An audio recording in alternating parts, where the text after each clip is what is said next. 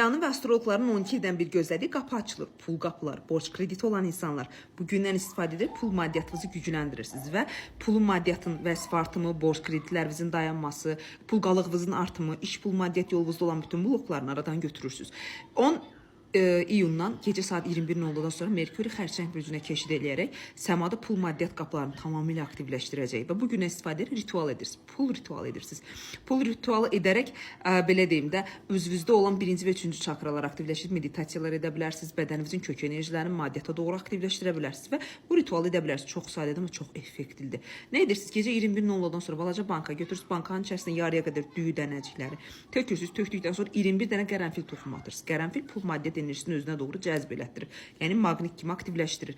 Ya bütün suyun, yəni bankanı bütün ağzına qədər su ilə doldurursunuz, 3 dənə qəpik atırsınız. Birinci qəpik pul maddiyyatında olan blokların aradan qalxması üçün, borc kreditlərinin azalması üçün, ikinci pul maddiyyat enerji mənə maqnit kimi cəzb olunub enerji olaraq gəlməsi üçün, üçüncü qəpik isə pul maddiyyatı məndə artımı, çiçəklənməsi üçün deyib ağzını bağlayırsınız və deyirsiniz pul hardan gəlir, necə gəlir bilmirəm, amma pul mənə doğru gəlir və hər addımda pul məndən addımlayır.